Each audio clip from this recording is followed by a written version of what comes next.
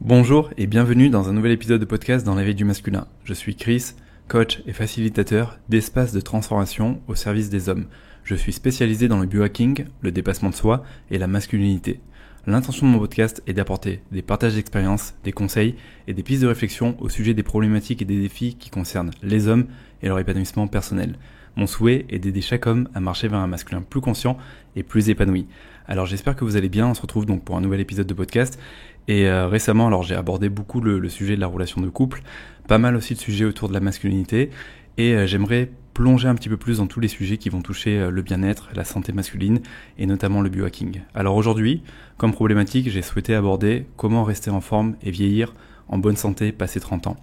Alors tout d'abord, c'est parti un petit peu de mon constat à moi, qui est, là j'ai 34 ans aujourd'hui, et donc je vois que j'ai plus la forme de mes 20 ans tout simplement, et qu'aujourd'hui si je fais pas attention à mon hygiène de vie, et si je fais pas attention autant à ma pratique sportive que à ma récupération, j'ai tendance à tomber dans une forme de fatigue chronique, et bien sûr ça va impacter plein de sphères de ma vie, que ce soit au niveau professionnel, que ce soit au niveau relationnel, que ce soit pour aller faire des activités. Quand on est fatigué, on a plus envie de rester à la maison. Donc je vois à quel point la récupération physique et la bonne hygiène de vie, tant psychique que physique, est hyper importante quand on est un homme, mais quand on est une femme aussi. Et quand on a passé 30 ans, ça prend encore plus sens, surtout quand on a accumulé des mauvaises habitudes de vie, quand on a plus pris le temps finalement de se prioriser et que on a tendance à avoir des mauvaises habitudes qui se compilent les unes avec les autres et qu'on commence à avoir des premiers maux physiques. C'est important de refaire un petit peu un point de où on en est, de faire un état des lieux et de voir aussi quelle philosophie de vie on a envie de développer pour soi, pour être bien dans son corps, pour honorer son corps, pour être bien aussi dans son esprit et pour pouvoir vieillir en bonne santé tout en gardant la forme. Surtout quand on a envie de profiter de la vie, quand on a envie de croquer la vie à pleines dents, quand on a envie de profiter de ses enfants, si on a des enfants, que ce soit faire des activités avec eux en pleine nature, de la randonnée, c'est top quand on est dans un corps qui est en bonne santé, quand on est dans un corps qui est fonctionnel, qui peut bouger dans tous les sens, qui peut profiter justement de toutes ces activités. Donc moi vraiment mon constat c'est que déjà j'ai beau faire attention à moi, j'ai beau avoir des bonnes habitudes de vie, je vois à quel point une fois de plus j'ai du mal à récupérer correctement et pour le coup ça m'arrive assez régulièrement de faire un petit peu un point d'où j'en suis, tant au niveau de mes pratiques sportives que de ma récupération, que de mon hygiène de vie de manière un peu plus globale avec toutes les habitudes que je peux avoir et notamment en termes de biohacking, tout ce qui va être par exemple bain glacé, respiration, marche en pleine nature, tout ce qui peut finalement prendre soin de moi et me permettre de continuer à être en forme. Et pour venir à vous, si aujourd'hui vous sentez que vous avez besoin de reprioriser votre hygiène de vie, de prendre soin de vous, de vieillir en bonne santé parce que vous avez accumulé beaucoup de mauvaises habitudes entre 20 et 30 ans et que vous sentez que vous êtes en train de progressivement payer les pots cassés et que vous commencez aussi à vous projeter en vous disant si je continue ainsi à 35, 40, 45, 50 ans, je risque vraiment d'avoir des problèmes de santé. Là, ça serait important de reprioriser ça, de faire un petit peu un point, de voir où j'en suis et de commencer à mettre en place des bonnes habitudes de vie pour honorer le corps que j'ai, pour être en forme et pour avoir une physiologie qui me permet de profiter de tous les différents aspects de ma vie et des différents projets que j'ai envie de mettre en place. Donc la première chose sur laquelle j'ai envie de vous amener, c'est toujours déjà de partir de votre pourquoi vous faites ça, pourquoi demain vous avez envie d'avoir une meilleure hygiène de vie, pourquoi vous avez envie d'honorer votre corps, quelles sont vraiment vos motivations internes. Qu'est-ce qui fait que vous allez être résilient quand vous allez rencontrer des obstacles ou quand la vie va vous challenger et que vous n'aurez pas forcément toujours le temps de mettre en place vos bonnes habitudes? Qu'est-ce qui fait que vous allez rester déterminé, que vous allez continuer à prendre soin de vous? Qu'est-ce qui fait que vous avez une vraie détermination et pas juste des motivations externes parce que on voit qu'en ce moment sur les réseaux sociaux, c'est tendance d'être bien foutu physiquement. Donc moi j'ai envie de ressembler aux autres personnes et je le fais histoire d'être comme les autres, alors que finalement quand je creuse à l'intérieur de moi, je vois que c'est pas forcément aligné. Ce qui est important pour moi, c'est d'être bien dans mon corps, de prendre soin de moi et de faire des activités dans lesquelles je prends plaisir. Donc vous voyez un petit peu dans la réflexion dans laquelle j'ai envie de vous amener et j'ai aussi envie de vous partager en fait ma vision par rapport à tout ça parce que je sais que de mon côté je suis passé du mec qui faisait beaucoup de sport mais même en mode performance, en mode compétition de fitness et j'étais dans la vingtaine à ce moment-là, j'étais vraiment dans la fougue du guerrier qui a envie d'être vraiment bien et qui avait aussi besoin de se prouver qu'il était fort physiquement pour se prouver qu'il était viril. Et aujourd'hui, c'est plus du tout la même histoire. Aujourd'hui, je vois que cette énergie-là, elle est complètement passée et que ce qui est vraiment important pour moi, c'est de pouvoir bien vieillir, de pouvoir prendre plaisir dans mes activités, d'arriver à développer des aspects dans lesquels je suis pas forcément bon, comme par exemple la mobilité ou la souplesse, tout en arrivant à trouver une forme de plaisir, même si je dois vous avouer que des fois mon ego est piqué à la salle quand je vois des jeunes qui sont super forts, ça me rappelle mon ancien moi, et là tout de suite je me dis allez, mets-toi dans cette dynamique, ça va te faire du bien, alors qu'en fait c'est plus du tout vrai, c'est plus ce que je veux, et je fais en sorte d'avoir ma philosophie de vie avec mes valeurs, ce qui me convient. J'apprends à ne pas être dans la comparaison et à revenir vraiment dans mon axe, à revenir dans ce qui est important pour moi et dans ce qui fait du bien à mon corps et à mon esprit. Donc c'est vraiment le premier point sur lequel j'ai envie de vous amener. Je parle souvent de l'exercice de vision qu'on peut faire chaque début d'année ou tous les semestres ou tous les trimestres. Et dans la vision, il y a toujours une partie pour son hygiène de vie, ses habitudes de vie,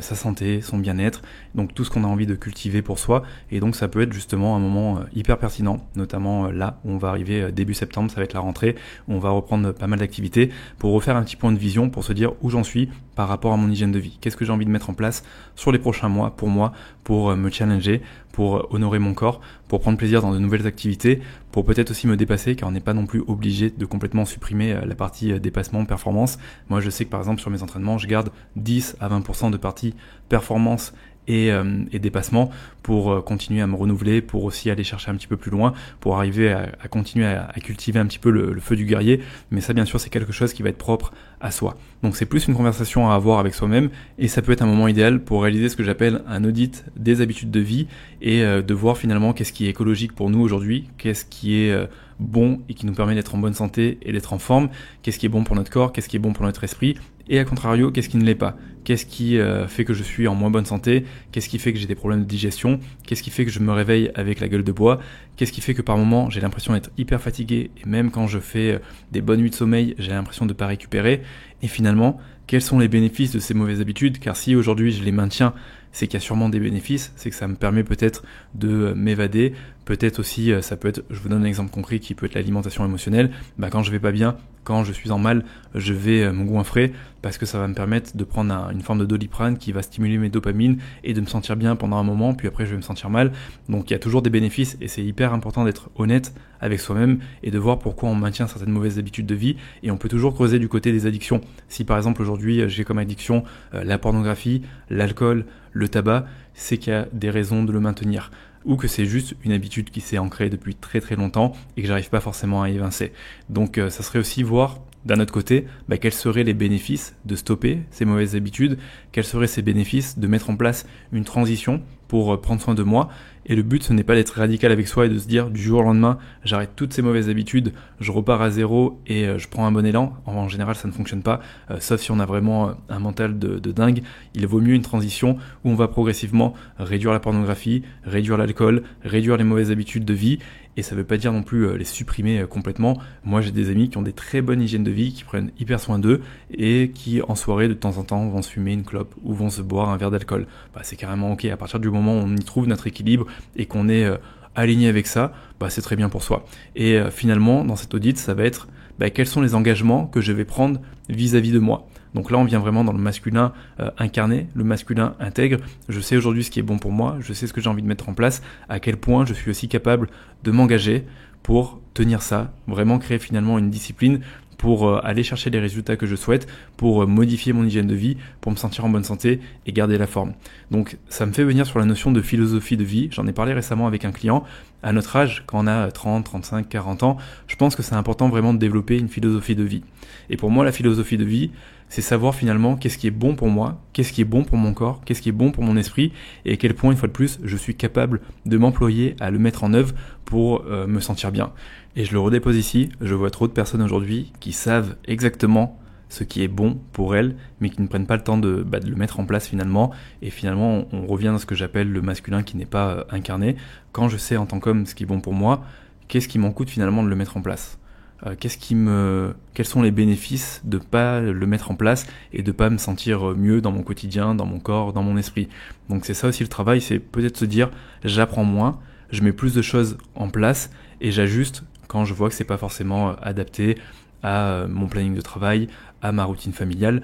Je fais en sorte d'être cohérent avec moi-même, mais c'est hyper important d'avoir vraiment ce facteur d'intégration, le fait de pouvoir vraiment appliquer les choses, car c'est dans l'application qu'on développe de la confiance en soi et qu'on obtient des résultats. Et c'est avec l'effet cumulé que sur plusieurs mois, voire plusieurs années, on peut avoir des résultats incroyables. Aujourd'hui, moi, je vois beaucoup de personnes, et notamment beaucoup de mecs, qui m'inspirent sur Instagram, qui ont 45, 50, 60, même des gars qui ont 70, 80 ans, et qui ont une hygiène de vie incroyable. Alors c'est ce qu'on voit sur les réseaux. Je vois pas forcément la partie immergée de l'iceberg, mais en tout cas, quand on voit les personnes et quand on voit finalement la philosophie de vie qu'ils ont développée, car finalement c'est des choses qui infusent à travers eux, c'est plus finalement une énergie qu'on capte, on voit que c'est des gens qui sont hyper intègres finalement avec leurs valeurs et qui ont vraiment développé cette philosophie de vie et qui la portent avec eux. J'aime bien dire, ils la transpirent. Et ces gens-là sont hyper inspirants. Avant, j'étais plutôt inspiré par les mecs hyper bodybuildés, qui faisait viril sur le papier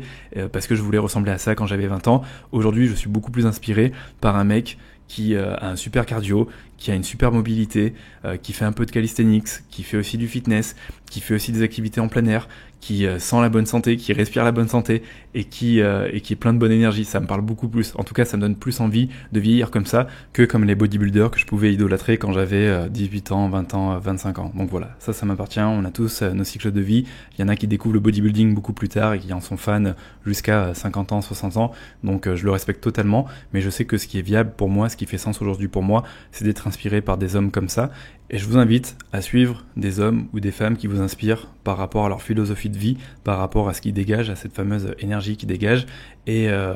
rester vraiment dans une énergie d'inspiration et pas de comparaison, parce que rapidement, quand on regarde des mecs ou des femmes qui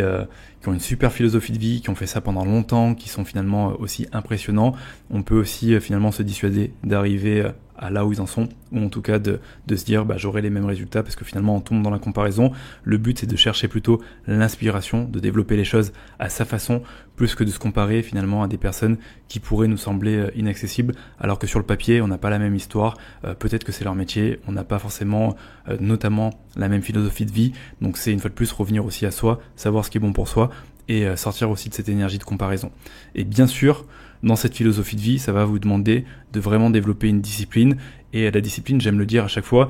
parce que beaucoup de personnes pensent que la discipline et la liberté, ce sont deux valeurs qui s'opposent, alors qu'en réalité, ce sont deux valeurs qui travaillent ensemble. C'est-à-dire que quand je suis discipliné, ça va me permettre d'obtenir certains résultats, avec notamment ce qu'on appelle l'effet cumulé, ce qui va me permettre d'obtenir un certain niveau de liberté. Quand j'ai été discipliné et que pendant des années, j'ai pris soin de moi, et que je me sens en bonne santé et que je me sens bien dans mon corps, parce que j'ai aussi développé une bonne relation avec mon corps au passage, c'est vrai que je suis plus à l'aise de me mettre à la plage ou d'être torse nu à la piscine, et finalement j'ai la sensation d'avoir beaucoup plus de liberté. Là où une personne qui ne serait pas disciplinée et n'atteindrait pas forcément ses objectifs physiques et se sentirait pas forcément bien dans sa peau, se sentirait beaucoup plus enfermée pour se mettre torse nu ou en tout cas en maillot de bain à la plage ou à la piscine. C'est un exemple. Donc après voilà, gardez-le dans son contexte. On peut avoir des personnes qui ne font pas du tout de sport et qui se sentent très bien dans leur peau, qui n'ont pas spécialement de complexe, même si j'en connais pas spécialement, et qui n'auront pas forcément ce souci entre discipline et liberté. Et une fois que vous avez défini votre philosophie de vie, vous pouvez tout simplement définir à la fois votre routine sportive, qu'est-ce que vous allez faire pour vous sentir bien physiquement et mentalement. Moi je sais, et c'est un exemple, aujourd'hui je vais avoir une partie cardio dans ma routine sportive, je vais avoir 2 à 3 sessions de natation par semaine, à défaut de pouvoir courir pour le moment. Je vais avoir une routine mobilité et souplesse avec 2 à 3 sessions de yoga, donc des fois du yoga hatha, des fois du yoga yin, des fois du yoga vinyasa, parfois ça va être du yoga power qui va me permettre d'aller travailler ma mobilité, ma souplesse et qui va me permettre d'être dans des flows avec du mouvement, donc d'être vraiment aussi connecté à la respiration, au corps, au mouvement. Donc moi c'est un truc qui me fait de plus en plus kiffer, alors qu'avant j'aimais pas ça, donc j'apprends aussi à découvrir cette partie-là, et je vais avoir une routine un peu plus fitness avec notamment des entraînements, donc des fois ça va être du conditioning training ou c'est des entraînements en team où là je mets le cerveau sur off, il y a un tableau, il y a les exercices, on doit avoir tant de séries, tant d'exercices, tant de répétitions, tant de minutes de récupération, et puis on y va, et parfois ça va être mes propres entraînements en fonction de ce que j'ai envie de travailler, si je ressens que j'ai encore des points faibles ou les équilibres que j'ai envie d'avoir au niveau de mes chaînes musculaires. Et après vous pouvez aussi avoir une routine plutôt bien-être qui va vous permettre de récupérer, de réduire aussi vos niveaux de stress et de cultiver votre énergie au quotidien. Donc là, je pense à toutes les habitudes de type biohacking comme le fait de marcher en nature, le fait par exemple de faire du sauna infrarouge, pourquoi pas, le fait de faire de la cryothérapie. Alors attention, dans toutes ces habitudes biohacking, vous avez certaines habitudes qui vont être onéreuses, d'autres un petit peu moins. Le fait d'aller marcher en nature, de faire de la visualisation ou de la méditation, ça coûte rien du tout. Le fait peut-être de faire du bain glacé, du sauna ou de la cryothérapie, ça va être des choses qui sont déjà un petit peu plus chères. Donc c'est à vous de voir après qu'est-ce qui convient aussi à votre budget, qu'est-ce qui fait sens pour vous. Et c'est à vous de créer une forme de planning en vous disant peut-être moi, je me fais une séance de cryothérapie par mois, je me fais 2 fois du sauna dans la semaine parce que j'ai une salle qui en propose. Je me fais une fois du bain glacé tous les 15 jours. Et par contre, dans mes routines matinales ou les routines du soir, je me donne 10 à 15 minutes pour faire de la respiration, 10 à 15 minutes pour faire de la méditation et 10 à 15 minutes pour faire de la visualisation, et ce de manière quotidienne. Donc c'est à vous de fixer un petit peu la routine qui vous convient, mais le tout c'est de le faire une fois de plus, de s'y engager et de rester discipliné pour en avoir les résultats sur le long terme. Et vous pouvez aussi avoir des suivis un peu plus ponctuels en fonction de vos besoins spécifiques. Moi, je sais que de mon côté, j'ai une session d'acupuncture une fois par mois, une session de physiothérapie ou d'ostéopathie une fois par mois, étant donné que je fais quand même beaucoup de sport et qu'on se déplace facilement des vertèbres et qu'on peut